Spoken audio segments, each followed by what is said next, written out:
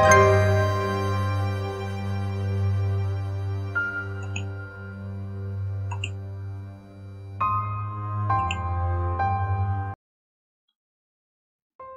dostlar, murdaki video men kütkөндөй эле 20дан ашык лайк топтой алды.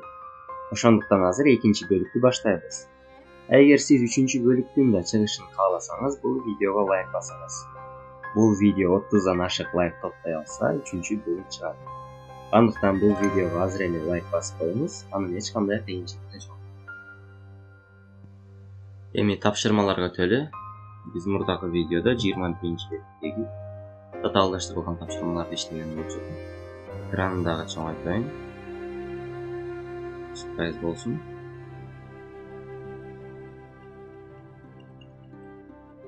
Мурдакы видеодо ушул тапшырманы чыгарып токтогонбуз. Эми андан кийинки тапшырманы карайлы. 3.47 чыгарабыз. Даны целые числа h n s, указывающие момент времени h часов n минут s секунд. Определить уголь в градусах между положением часовой стрелки в начале суток и в указанный момент. Демек бизге HMS деген убакыттын моменттери берилиптир. H саат, M минут, S секунд. Андан кийин биз ошол жебелердин, ошо сааттын жебелери бар. Сааттын жебеси, минуттун жебеси, секундтун жебеси. Ошол жебелердин арасындагы бурчту табышыбыз керек экен. Эң алгач сутканын башталышындагы жебелерди табышып, андан кийин көрсөтүлгөн убакыттагы жебелердин ортосундагы бул бурчтун табышыбыз керек, градуста табышыбыз керек. Элестетүүгө оңой болуу үчүн мен мындай бир сүрөт келтирдим. Анда саат берилген жана сааттын жебелери. Кызыл жебе менен биз сааттын жебесин белгилейбиз, жашыл менен секундтукун, ал эми көк менен биз минуттун жебесин белгилейбиз. Демек тапшырма мындайча, ушундай бир убакыттын моменти берилет. Азыр бул жакта саат 5 болуп турат көргөнүңүздөрдөй. Ушундай момент берилсе, биз жебелердин арасындагы бурчту табышыбыз керек. Бул жердеги бурчтарды табышыбыз керек болот. Андан кийин дагы бир айтып кетчү нерсе, биз алардын арасындагы эң жакын бурчту таппайбыз. Мисалы үчүн саат 9 болуп калчу болсо, анда биз бул жактагы бурчту табабыз.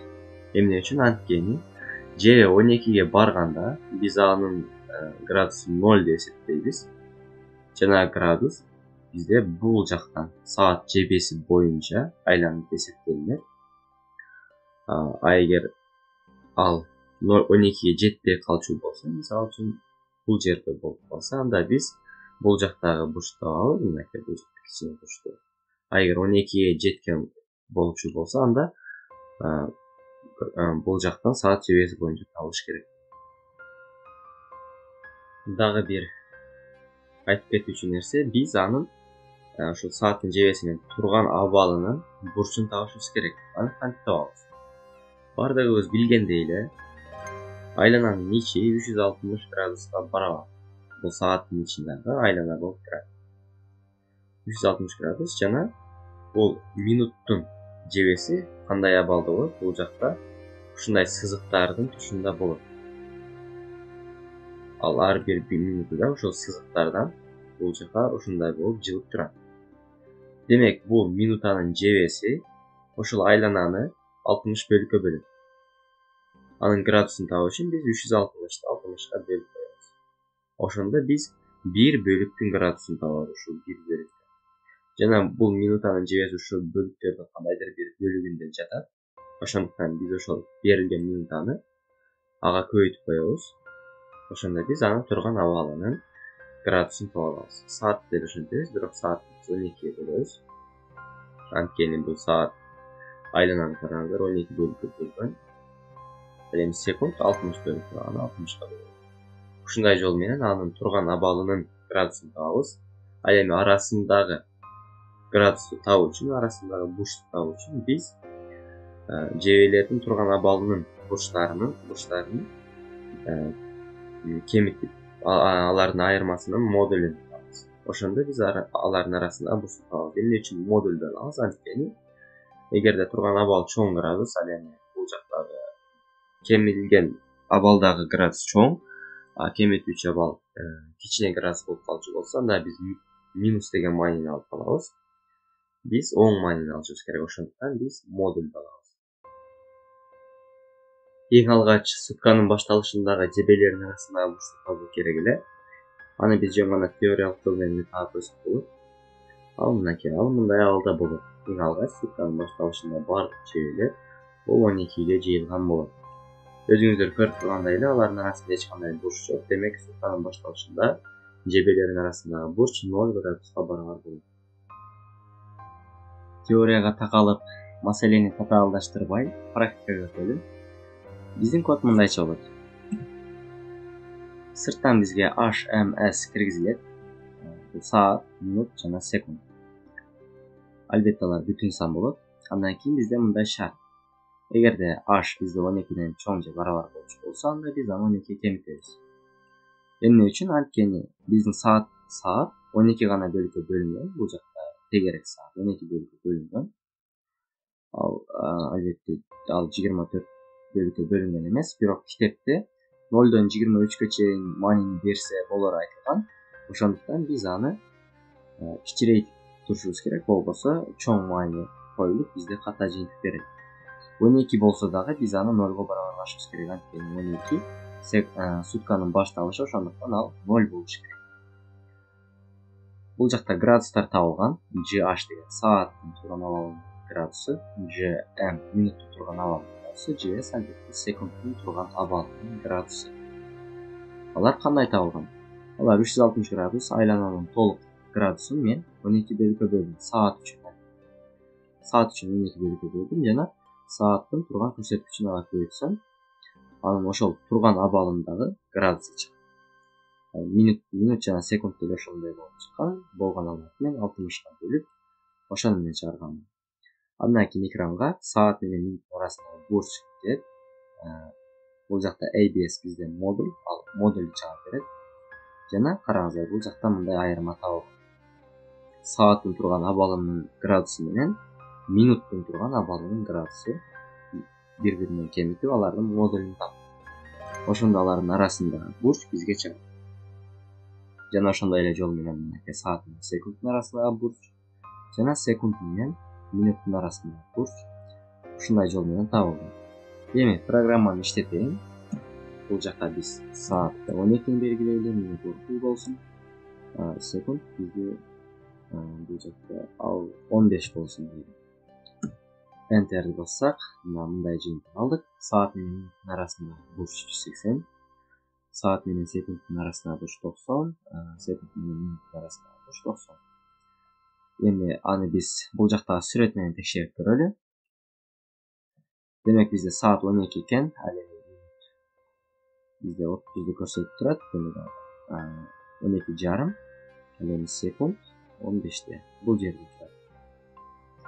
Жана бурч өзүңүздөр көргөндөй эле саат менен минуттун арасындагы бурч 180 градуска барабар. Ал эми саат менен секунд арасындагы бурч 90 көрүнүп турат. Секунд менен минуттун арасындагы бурч дагы 90. Ал деле көрүнүп турат. Бирок бул программа бизге ката жыйынтык чыгарып берди. Анткени чыныгы жашоодо, чыныгы саатта жыйынтык мындайча болбойт. Эмне үчүн? Анткени чыныгы саатта мен өзүмдүн үйүмдөгү саатымда, сиз деле үйүңүздө саатыңыз болсо керек. Ал андан байкап көрсөңүз, минута жылган сайын сааттын жебеси да кандайдыр бир бөлүккө жыла берет. 12,5 болгондо, 12,5 бул жакта сааттын жебеси 12де турбайт. Ал мындай 1ге жакындап, ушул 1 менен 12нин ортосуна барып калат. Жана бурч бизде 180 градуска барабар эмес болот. Ал канча градуска барабар? Жөнөкөй ооздеги чыгарып көрсөк, биз саатты 360 12ге бөлгөнбүз, ал бизде 30га барабар болот. Демек 1 бөлүп бизде 30 градус билдирет. Аны биз жарымын тапсак, ал 15 градус болот. Демек, бул арасындагы бурч бизде 180 эмес, 165 градуска барабар болуш керек экен. Эми аны кантип чыгаруу керек? Ал үчүн албетте мен өзүмдүн вариантымды чакырдым. Сиз өзүңүздүн вариантыңызды башкача кылып чыгарсаңыз болот. Мен мындайча кылдым. мен бир өзгөрмө киргиздим. Жана ал өзгөрмө мындай ишикти аткарат. Ал 1ден 0дон 1ге чейинки аралыкта маанини алат. 0дон чоң же барабар, ал эми 1ден кичине болгон маанини алат. Жана ал ошол минутага жараша өзгөрөт. Эгер минута бул жакта 30ду көрсөтүп турса, ал бизде 0,5ке барабар болот. Ал эми 30дан чоң болсо, ал 0,5тен чоң, 1ге жакын маанини көрсөтүш керек. Эми бул жакта 30дан кичине болчу болсо, анда ал 0,5тен кичине маанини көрсөтөт. Ошол өзгөрмөнүн жардамы менен биз туура жыйынтыкты ала алабыз. Ал өзгөрмө бизде мындай өзгөрмө болсун, кандайдыр бир x өзгөрмөсү болсун. Жана ал мындай маанини алат. Ал бизде ошол минут берилет. Ошол минутту биз 60ка бөлүшүбүз керек болот. Анткени минут 60 бөлүккө бөлүнөт, өзүңүздөр билгендей. Ага бөлүшүбүз керек. Бирок бул бөлүнгөн бөлүк чоң сан чыгып кетпеш үчүн аны биз тегеректешибиз керек. Качанга чейин? 0дон бүтүн бөлүктөн 2. Бүтүрдөн кийин 2 санга чейин биз аны тегеректешибиз керек. Аны кандай керек? Ал үчүн биз round функциясын колдонобуз. Round функциясын колдонуп, бул жакта биз 2 бөлүп бүтүрдөн кийин 2 санга чейин тегеректөө үчүн 2-ни жазып, андан кийин кашаны жазсак, ушун менен биз андан кийин 2 бүтүрдөн кийин 2 санга чейин тегеректеген болобуз. Жана бул өзгөрмөнү биз бул жактагы саатка кошушубуз керек болот. Мынакей. Болду, ушул эле жетиштүү. Ушун менен биз туура жыйынтыкты ала алабыз. Эми бул жакта биз жанагы баягы маанилерди берип көрөлү. Эң алгач 12, 30 жана 15 болчу. Enter'ди бассак, мынакей караңыздар, эми бизде туура жыйынтыкты берилди. Саат менен минуттун арасындагы буруч 165 градус, саат менен секундтун арасындагы буруч 75, саат менен секунд менен минуттун арасындагы буруч 90 градуска барабар. Азыр бизде туура жыйынтыкты чыгарып берди. Ал жыйынтык дагы да туура экендигин текшерип көрүү үчүн дагы башка маанилер берели. Мисалы үчүн 9:00 болсун. 9:00 болсун. Enter бассак, мынакей саат менен минуттун арасындагы буруч 270 градуска барабар. Негиз туура эле жыйынтык чыгарып берди. Анткени видеонун башында мен айтканмын. Бул жакта эң жакын бурчта эмес, саат же бес боюнча айланган бурчта табылат. Мынакей караңыздар. Бул жакта азыр 9:00 болгон. Ал бул жерде жана бул жакта турат, секунттагы бул жерде. Демек, арасында бул жакта бурч эмес, эгер 12ге барган болсо же, анда бул жактагы бурч эсептелмейт. Ошондуктан бизге 270 градуска берди. Эгер сиз эң жакын бурчты эсептегиңиз келсе, ошол эң чоң чыккан бурчтан жыгып бул жакта калган бурчту кеметип койсоңуз болду. Сизге эң жакын бурч чыгып калат. Биз дагы башка маанилерди берип көрөлү.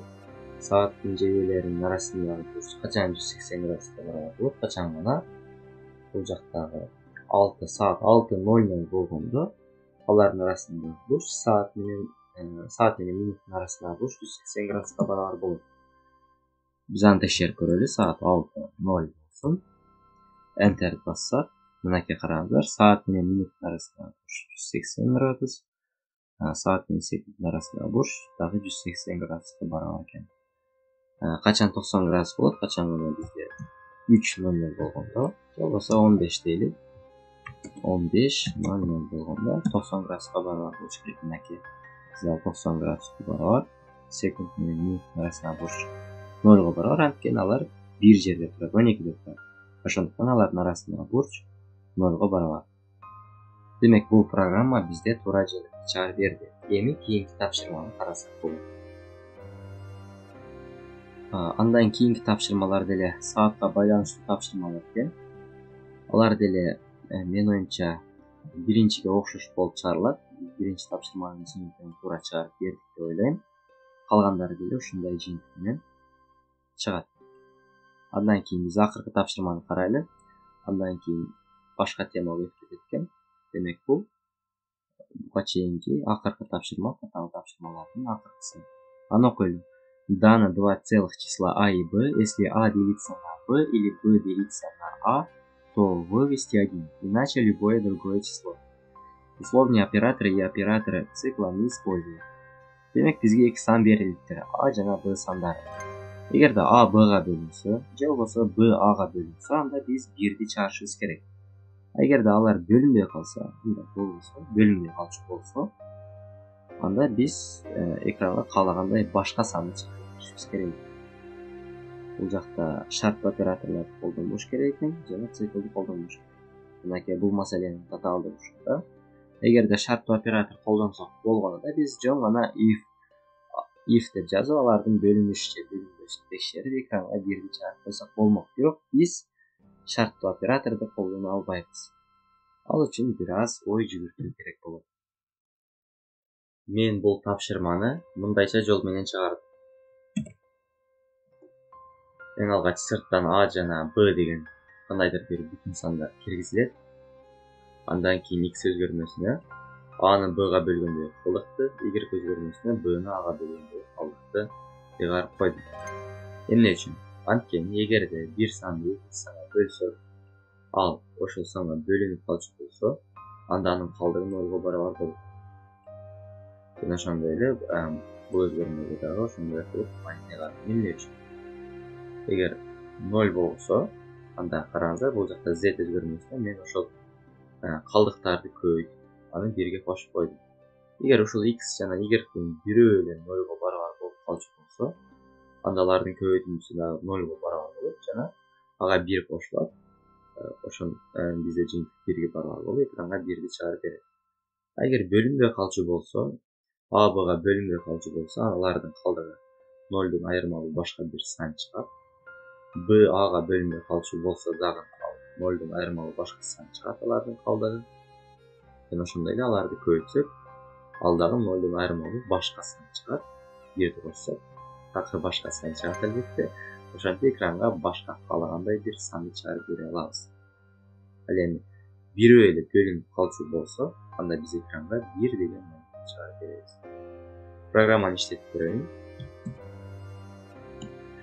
Бул жерге мына бөлүнбөгөн бир сан жазайын. 3 жана 4 бири-бирине бөлүнбөйт.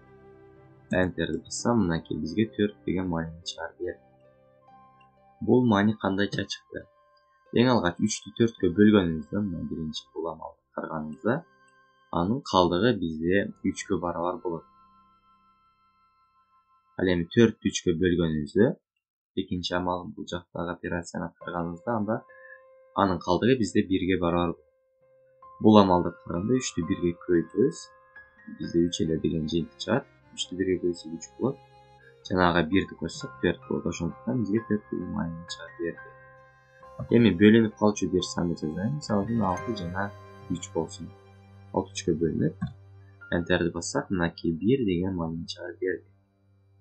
Бул кандайча чыкты? Эң алгач биз 6-ны 3кө бөлдүк. Бул операцияны аткардык. Анда калдык бизде 0го барабар болду. Кийинки операцияда биз 3тү 6га бөлдүк. 3тү 6га бөлгөндө калдык бизде бул жакта 6 чыгат. 6 чыгат. Бул жакта 3 чыгат. 3 чыгат экен. 3 чыгат. Андан кийин 0 3кө көбөйтсөк 0 деген маанине алабыз. Жана 0го 1ди кошсок 1 болот. Жана биз экранга 1 деген маанине чыгарып бердик. Текшерүү үчүн дагы башка 3 ушундай маанилерди киргизем. Мынакей 1 деген маани чыкты. Албетте 3 3кө бөлүнөт. Андан кийин дагы башка чоңураак сан киргизем. Мисалы үчүн ушундай болсун. Enter'ди бассак 1 болду. Ага 56 8ге бөлүнөт. Андан кийин 100 деп жазалы, 105 деп жазалы. Мынакей 1 деген жыйынтык чыкты. Демек биздин программа туура жыйынтыкты чыгарып берди. Мынакей достор, биз акыркы маселени дагы чыгардык. Бул глава үчүн акыркы маселе. Андан кийин башка главага өтүп кетет. Эгер сиз 3-чү бөлүктүн дагы чыгышын кааласаңыз, мындан башка бул жактан дагы башка маселелердин чыгарылышын көргүңүз келсе, Анда бул видеого лайк басыңыз. Жана айткандай эле, эгер бул видео 30дан ашык лайк топтой алса, 3-чү бөлүк дагы чыгат. Көңүл бурганыңыздар үчүн чоң рахмат. Кайрадан көрүшкөнчө.